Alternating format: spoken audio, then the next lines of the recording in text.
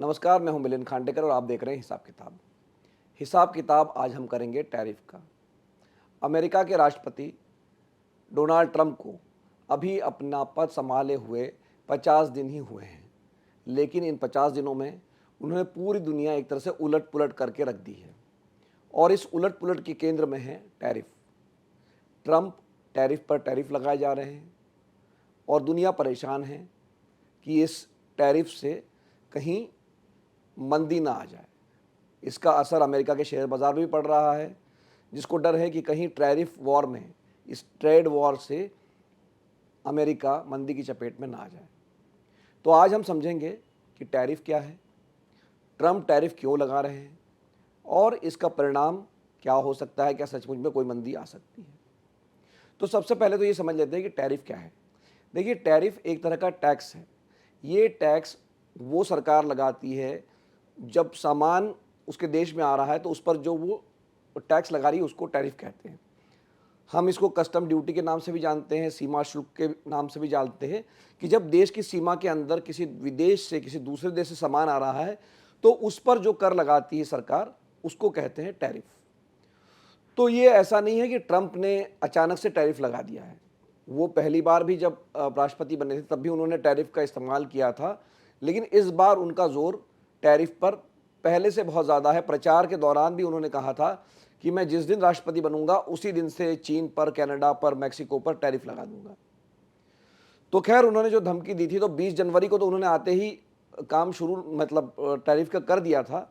लेकिन पिछले 50 दिनों में जो उन्होंने टैरिफ लगा दिया है, वो एक तो लगा दिया है चीन पर टैरिफ, कि चीन पर आने वाले सारे सामान पर उन्होंने 10% एक्स्ट्रा अतिरिक्त जो है टैरिफ लगा दिया है, जो पहले से टैरिफ था उसके ऊपर। दूसरा, उन्होंने कनाडा पर लगा दिया, जो उनका पड़ोसी देश है। जो दूसरा पड़ोसी देश है मैक्सिको, उस पर लगा दिया है।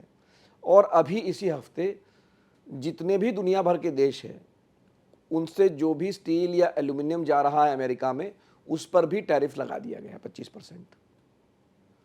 तो अब तक भारत मोटे तौर पर इससे अछूता रहा है, क्योंकि स्टील और एल्यूमिनियम का भी जो हम एक्सपोर्ट करते हैं अमेरिका में, वो करते हैं, लेकिन उसकी मात्रा बहुत ज़्यादा नहीं है।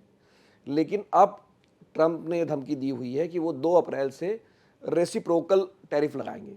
इसका मतलब ये हुआ कि आप जितना मुझ पर, यानी अमेरिका पर टैरिफ लगाओगे, उतना टैरिफ मैं आप पर लगाऊंगा। और ये बात उनका कहना है कि वो अब अगले महीने पूरी दुनिया के जितने भी देश हैं उनका वो अभी हिसाब किताब कर रहे हैं और फिर सब पर वो टैरिफ लगा देंगे।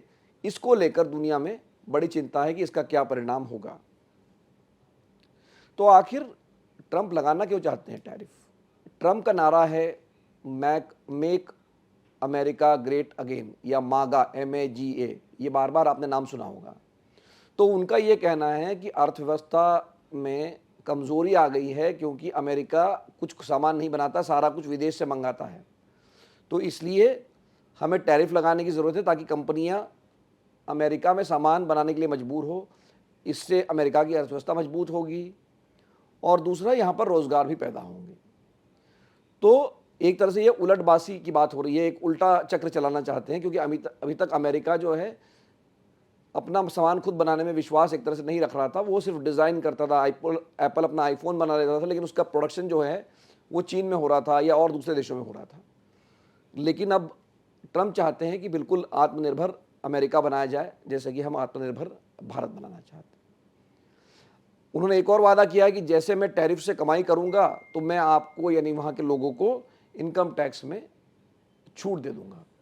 लेकिन इस वादे का भी जो फैक्ट चेक किया गया है, जो गणित बैठाया गया है, तो वो लगता है कि वो गणित सही नहीं है। क्योंकि अमेरिका की सरकार, मान लीजिए अगर $100 अलग अलग टैक्स से कमाती है, तो टैरिफ से उसकी कमाई मात्र $1.20 है, मतलब लगभग 1% है। तो आप कितना ही टैरिफ से कमा लेंगे कि आप इनकम टैक्स में छूट दे सकें। लेकिन फिलहाल लोगों को भरोसा है, जो ट्रंप कह रहे हैं उस पर अमेरिका के लोग विश्वास कर रहे हैं।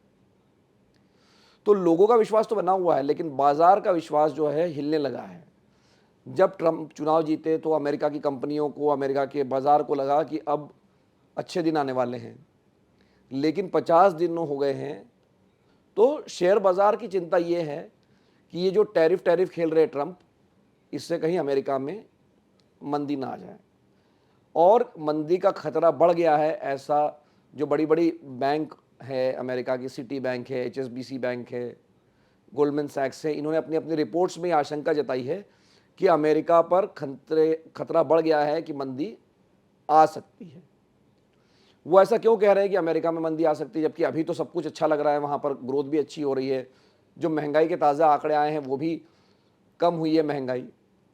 तो ये जो बाज़ार की चिंता है या जो जानकारों की चिंता ये है कि जब आप टैरिफ लगाओगे, जब आप हर चीज़ पर टैरिफ लगाओगे जो विदेश से अमेरिका में सामान आएगा, तो कंपनियां तो इसको कोई एब्जॉर्ब नहीं करेगी, वो पास ऑन कर देगी कंज्यूमर को। मतलब वहाँ पर सामान लोगों को महंगा मिलेगा।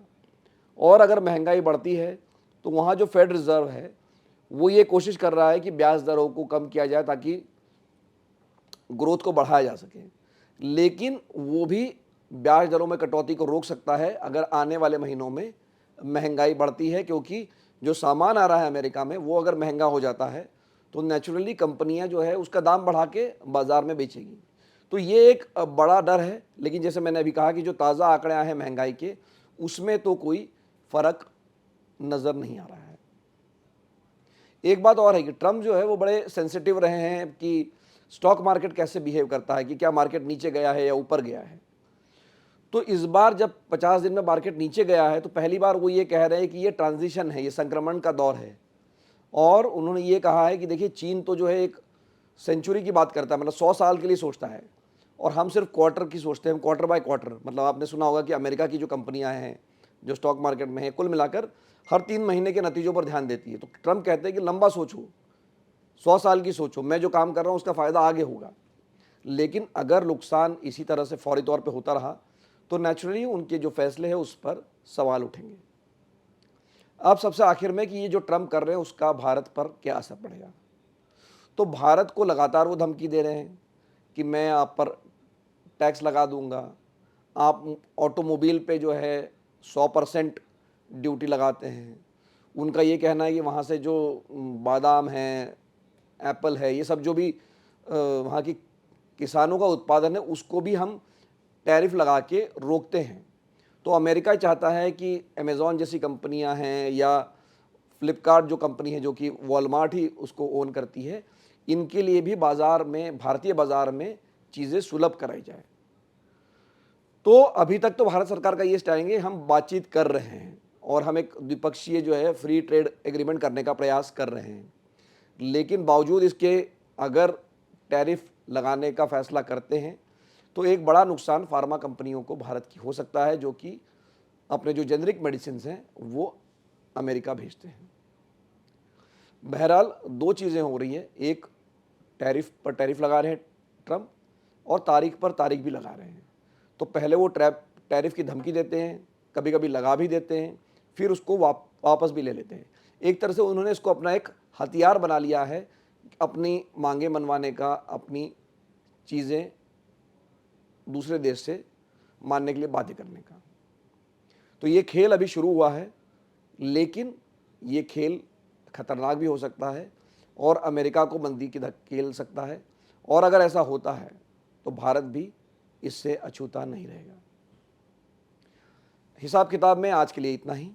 अगर हिसाब किताब के इस अंक को लेकर आपके कोई सवाल है तो कमेंट बॉक्स में लिखकर भेजिए, मैं उसका जवाब देने का हमेशा की तरह प्रयास करूँगा।